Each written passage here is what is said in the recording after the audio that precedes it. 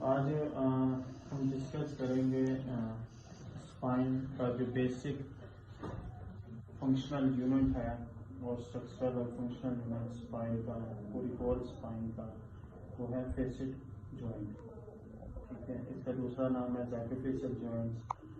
ठीक है, और तीसरा नाम इसको होता है आर्थ्रोसिस या Z-T जॉइंट्स कहते हैं। ठीक है, बेसिकली जो फेसिड जॉइंट्स है या सैक्रोफेशियल जॉइंट्स है, वो क्या होता है, क्यों हमें ज़रूरत है उसको स्टडी करने की। लेक्चर जो आज है उसके ऊपर बेसिक है, फिर फाइनल के जो भी है कंटेंट है पूरी होल स्पाइन पे आप परफॉर्म करेंगे तो आपको उसमें और क्लियर हो जाएगा। जो स्पाइन है वो 4 रीजन्स में डिवाइड है, सर्वाइकल, थोरैसिक, लंबर और सैक्रम। और अपर जितने भी हैं, जैसे अपर सर्वाइकल है, अपर थोरैसिक है, अपर लंबर है, तो ये एटिपिकल में कंसीडर की जाती है। ठीक है, मीन जो आपने वर्टिब्रा की डेफिनेशंस पढ़ी है ना, एटिपिकल और टिपिकल। ठीक है, तो इसलिए हर रीजन्स में एटिपिकल और टिपिकल वर्टिब्रा दोनों होंगे। ठीक है, इसी तरह एटिपिकल और टिपिकल सेगमेंट भी उसी तरह से हैं पूरी होल स्पाइन में। अब 33 वर्टिब्रा है, 33 वर्टिब्रा को हम स्टडी एक टाइम पे नहीं कर सकते, तो हम उसका जो मेन पार्ट है या उसका जो स्ट्रक्चरल फंक्शनल यूनिट है वो हम स्टडी कर लेते हैं।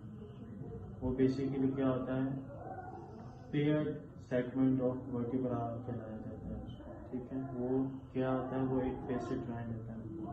अब जैसे अपर जितनी भी हैं वो जो एक्सक्लूड हो जाती हैं, इसलिए हमेशा जब भी आपने एक रीजन्स की स्पाइन की, खासतौर पर स्पाइन पे एक रीजन्स को स्टडी करना है, तो उसका मिड वाला जो पार्ट होता है वो उस अपने रीजन्स की खसूसियात, प्रैक्टिसेस या फंक्शंस को ज़्यादा अच्छे से इलेबोरेट करता है। जैसे अगर आप सर्वाइकल करेंगे तो मिड सर्वाइकल इज बेस्ट। ठीक है, T4, T5।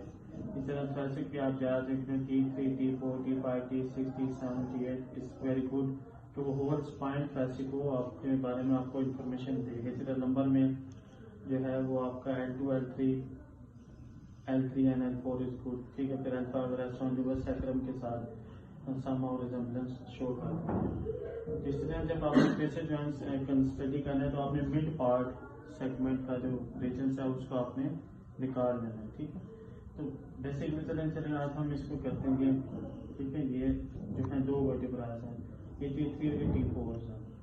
तो फेसिड सेगमेंट क्या होता है, इस सेगमेंट ऑफ पेयर्ड वर्टिब्रा। ठीक है, जिसमें 2 वर्टिब्रा आएंगे, सुपीरियर वर्टिब्रा है, इंफीरियर वर्टिब्रा। अगर हम T3, T4 में ले रहे हैं, हम स्टडी करना चाह रहे हैं थोरैसिक को, तो T4 इस टाइम इसका इंफीरियर वर्टिब्रा, T3 इसका सुपीरियर वर्टिब्रा। अगर इसके ऊपर वाला करेंगे जैसे T3, T2, तो T3 अब इंफीरियर बन जाएगा, T2 उसका सुपीरियर बन जाएगा। ठीक है, तो ये 2 सेगमेंट होते हैं, 2 वर्टिब्रास होती हैं, और ये सेगमेंट फेसिड जॉइंट बायलैटरल होते हैं, mean right facet joints and left facet joints. ठीक है, तो एक वर्टिब्रा में 2 फेसिड जॉइंट्स होते हैं। क्लियर? तो 2 वर्टिब्रा के साथ कॉम्बिनेशन मिलकर एक जॉइंट बनता है और बायलैटरल होता है, राइट और लेफ्ट दोनों पे। क्लियर? ठीक है, अब इन दोनों वर्टिब्रा के दरमियान अगर हम इस सेगमेंट को देखें तो एक डिस्क भी होती है, तो फेसिड सेगमेंट जॉइंट्स के दरमियान डिस्क भी अवेलेबल होगी। फिर उसके बाद इसके ऊपर सराउंडिंग स्ट्रक्चर, बेसिकली ये साइनोवियल जॉइंट्स है, लेकिन इसके ऊपर हाइलाइन मेम्ब्रेन या फाइब्रोकार्टिलेज कैप्सूल स्ट्रक्चर्स होता है जो कि इसको प्रोटेक्ट करता है फर्दर स्टेबिलिटी के लिए।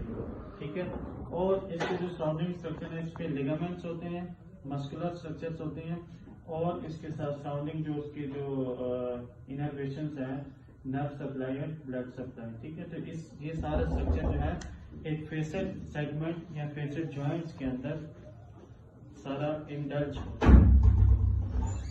सब कुछ। ठीक है, फिर नेक्स्ट इसका जो फंक्शंस है वो ये फंक्शंस है कि ये एक रीजन्स के ओरिएंटेशंस के या उसकी एनाटॉमिकल स्ट्रक्चर्स के बारे में आपको इन्फॉर्मेशन देता है। फॉर एग्जांपल, अगर हम सर्वाइकल पे मैनुअल थेरेपी या ग्लाइड्स या मोबिलाइजेशन देते हैं तो हम किस वे में करें, तो ये फेसियल जॉइंट्स की ओरिएंटेशंस को देखकर हम ग्लाइड्स अप्लाई कर रहे होते हैं। तो सर्वाइकल पे है 45 का एंगल, थोरैसिक पे है 60 का एंगल और नंबर पे है 90 का एंगल। ठीक है, अगर आप इसकी ओरिएंटेशन फेसियल के ओरिएंटेशन के मुताबिक आप ग्लाइड्स मोबिलाइजेशन देंगे तो देन